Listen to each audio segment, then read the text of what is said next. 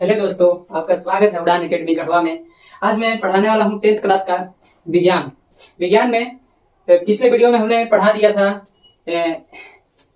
रासायनिक अभिक्रिया क्या है और रिएक्शन करवा दिया था समीकरण को, रासायनिक समीकरण को संतुलित करवा दिया था। तो अब आगे देखिए, इस वीडियो में आप पढ़ेंगे रासायनिक अभिक्रिया का प्रकार, के प्रकार का होता है रासायनिक अभिक्रिया, और दिमाग में एकदम बैठ जाएगा। कोई भी टेंशन लेने का बात नहीं है, इस फुल वीडियो देखिएगा क्योंकि आपको अच्छा से समझ में आ जाए और एग्जाम में कोई भी गड़बड़ी ना हो। तो आइए हम देखते हैं कि कितने प्रकार होते हैं रासायनिक अभिक्रिया के प्रकार। तो हम लोग इसको लिखेंगे,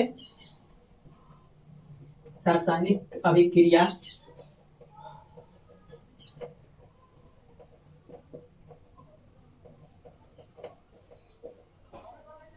रासायनिक अभिक्रिया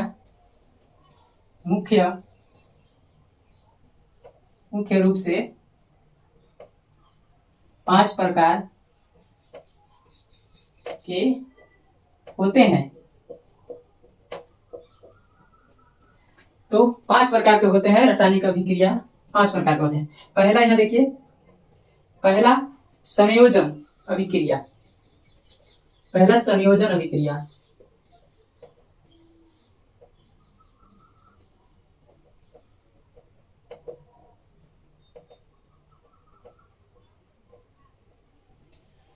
संयोजन अभिक्रिया पहला हो गया। दूसरा हो जाएगा वियोजन अभिक्रिया।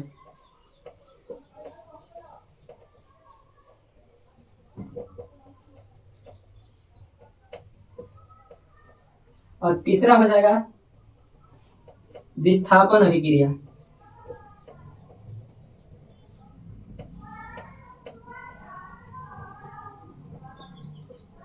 घबराने की कोई भी बात नहीं है, इसको हम पूरा डिटेल में अभी बताएंगे आगे वीडियो में। विस्थापन अभिक्रिया तीसरा हो गया। चौथा हो जाएगा द्विविस्थापन अभिक्रिया।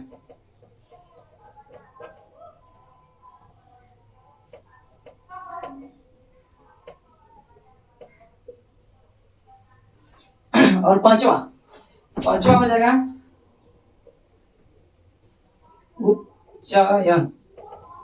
उपचयन और अपचयन। आपने नाम सुने होंगे उपचयन और अपचयन, लेकिन आज जान भी जाएंगे क्या होता है ये। और ये दोनों जब साथ में होता है तो इसको बोलते हैं रेडॉक्स अभिक्रिया।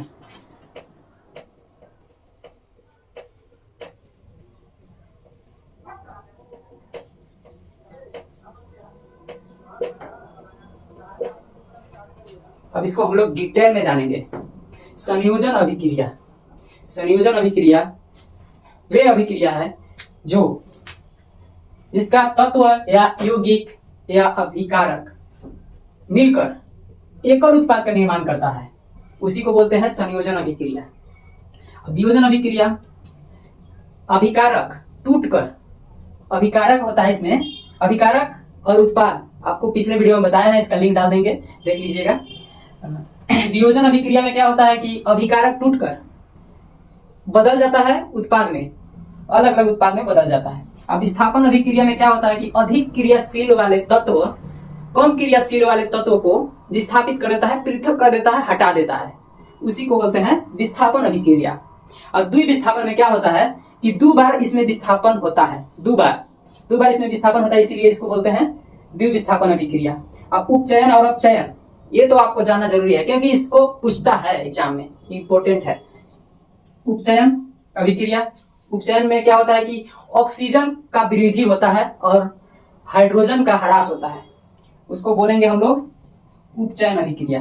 अब अपचयन में ये होता है कि ऑक्सीजन का ह्रास होता है, हाइड्रोजन का वृद्धि होता है उसमें, उसको बोलते हैं अपचयन। और जब दोनों होता है, जब दोनों एक ही साथ होने लगेगा तो उसको रेडॉक्स अभिक्रिया बोलते हैं। इसको आइए डिफिनेशन के साथ बताते हैं।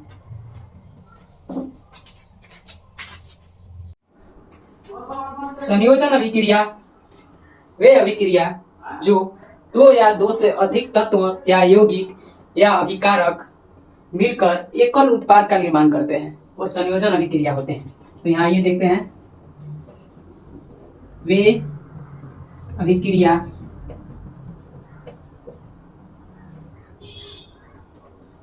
जो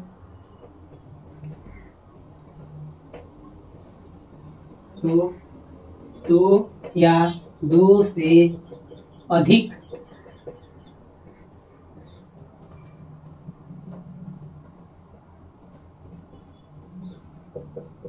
तत्व या यौगिक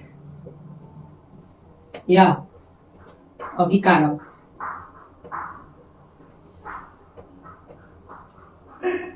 एकल उत्पाद का निर्माण करता है। एकल उत्पाद का निर्माण करता है।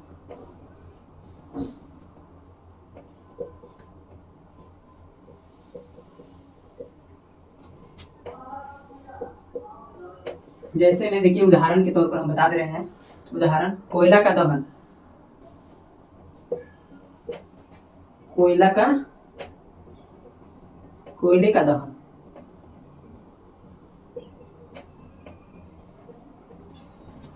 ये देखिए C+O2,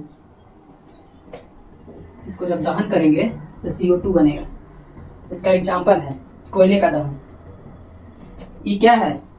ये जो दोनों है ये अभिकारक है, अभिकारक। और ये जो इससे बना एकल उत्पाद बना उसको क्या बोलेंगे? उत्पाद है ये। आप लोग समझ गए होंगे कि जो अभिक्रिया में, रासायनिक अभिक्रिया में भाग लेता है अभिकारक बोलते हैं, और जो अभिकारक से मिल के बना होता है उसको उत्पाद बोलते हैं। आप लोग समझ गए होंगे कि संयोजन अभिक्रिया क्या कहते हैं। आप लोग इसको नोट कर लीजिए। चलिए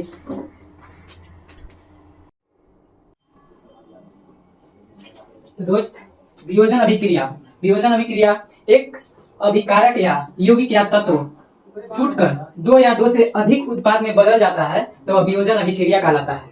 इसका उदाहरण देखेंगे हम लोग। एग्जाम्पल,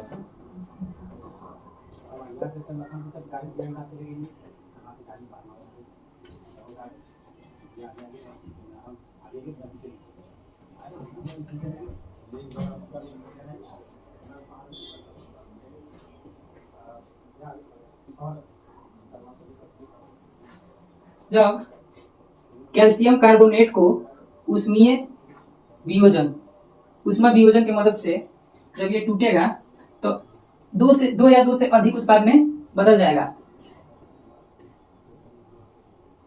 कैल्शियम ऑक्साइड और कार्बन डाइऑक्साइड। तो कैल्शियम कार्बोनेट उष्मीय वियोजन की मदद से जब टूटेगा तो क्या बनेगा? Calcium oxide plus carbon dioxide. इसका 3 वियोजन होता है। देखिएगा, वियोजन अभिक्रिया के प्रकार 3 होता है। पहला प्रकार होता है तापीय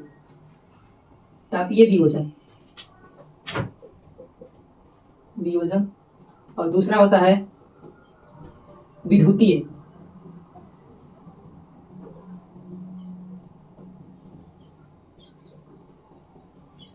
और तीसरा होता है प्रकाशीय।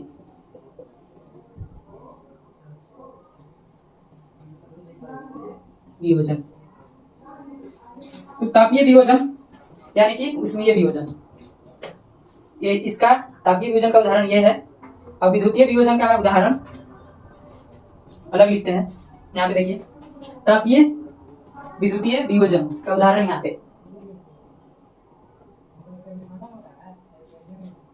H2O, hydrogen plus oxygen.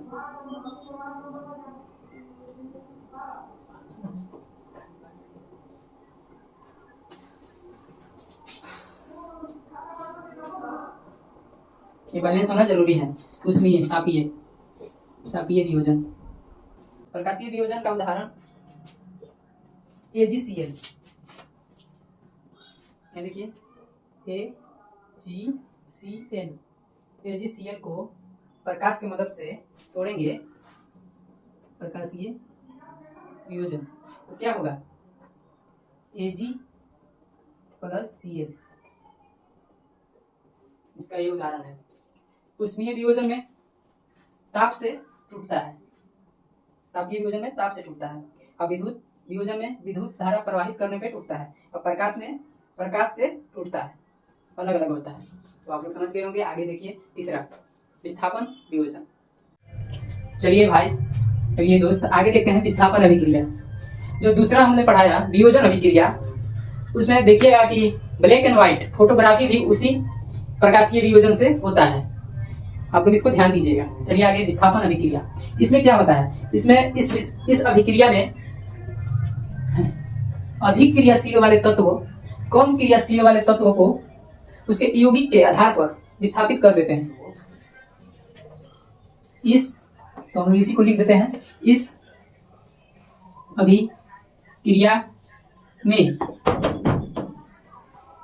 अभिक्रिया में क्या होता है, अधिक क्रियाशील वाले तत्व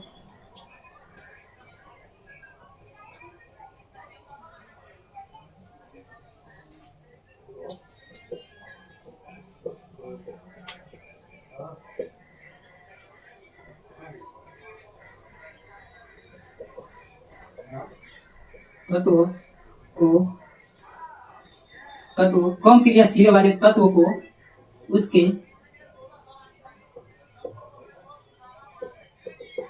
यौगिक के आधार पर विस्थापन कर देते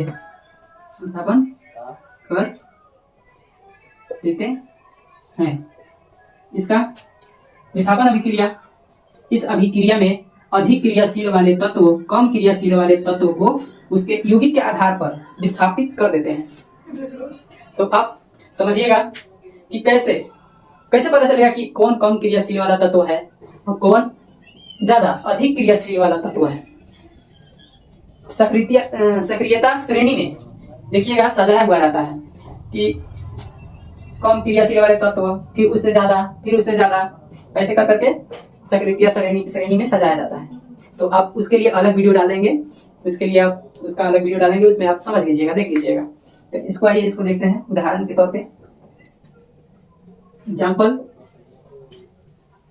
जैसे कि हमने लोहा और कॉपर सल्फेट है। लोहा और कॉपर सल्फेट जो है, इसको जब देखिएगा, ये ज्यादा क्रियाशील वाले तत्व है और ये कम क्रियाशील वाले तत्व है। तो ये क्या करेगा कि इधर जाएगा तो इसको हटा देगा कि हट जाओ, इसको में पावर ज्यादा है, इसको में कम है, तो इसको हटा देगा। देखिएगा यहाँ हो जाएगा लोहा सल्फेट और ये चल जाएगा अलग, कॉपर हो जाएगा अलग। देखिए ये हटा दिया है इसको और ये अपने जाके बैठ गया है, बोल दिया है कि बाबू तू हटो, हम बैठेंगे। यहाँ देखो, तो आपने समझ चुके होंगे। कोई दिक्कत है? नहीं दिक्कत है। चलिए आइए देखिए। तो आपने पिछले देख लिया, तीसरा नंबर देख लिया, चौथा नंबर देखिए द्वितीय विस्थापन अभिक्रिया। इसमें 2 बार विस्थापन होता है, हमने बताया था पहले भी।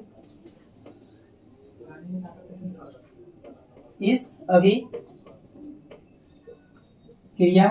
में दो बार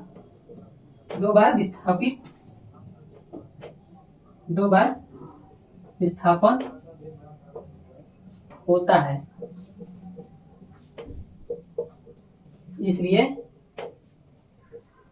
इसे द्वितीय विस्थापन अभिक्रिया कहते हैं। ये देखिए, इसको लिख लीजिए। जैसे में हम लोग उदाहरण देखेंगे। उदाहरण यहाँ देखिए,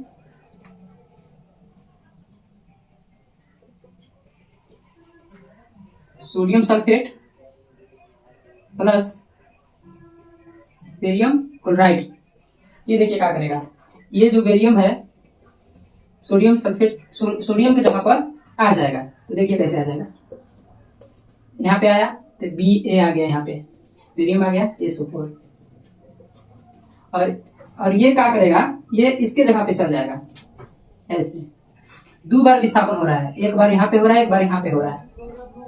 तो यहाँ देखिए, एक बार ये हो गया, Na 2 है और Cl भी 2 है, तो दोनों के 2 लिख देंगे, NaCl लिख देंगे डायरेक्ट। यहाँ पे नहीं दिखाई दे रहा है, नीचे लिख दे रहे हैं।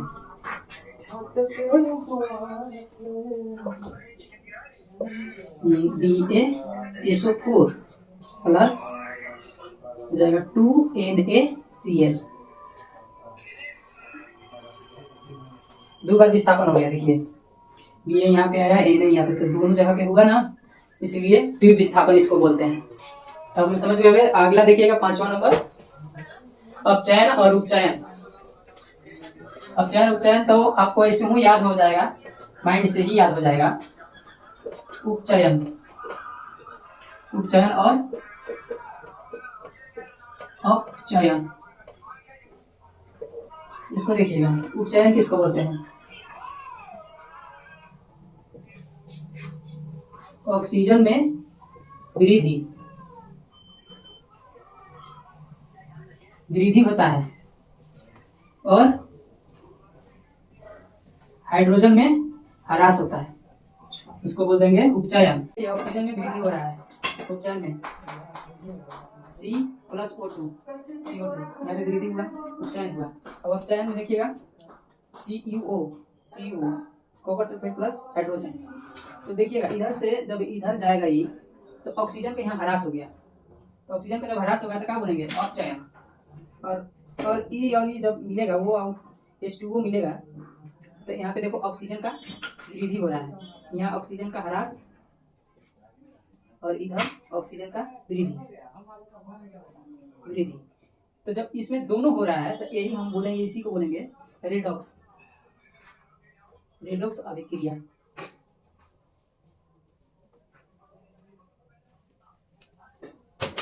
थैंक यू, आप लोग समझ चुके होंगे। आज का वीडियो इतना ही, आज का वीडियो में इतना ही। आप अगले वीडियो में आइए और चैनल को सब्सक्राइब कीजिए, लाइक कीजिए, कमेंट कीजिए। और कुछ भी अगर आपको लगता होगा कि कुछ गलत है तो आप जरूर कमेंट कीजिएगा, क्योंकि अगला बार से हम सुधारने की कोशिश करेंगे आप लोग के लिए। धन्यवाद। पुराने अकेडमी में हमेशा आपका स्वागत रहेगा।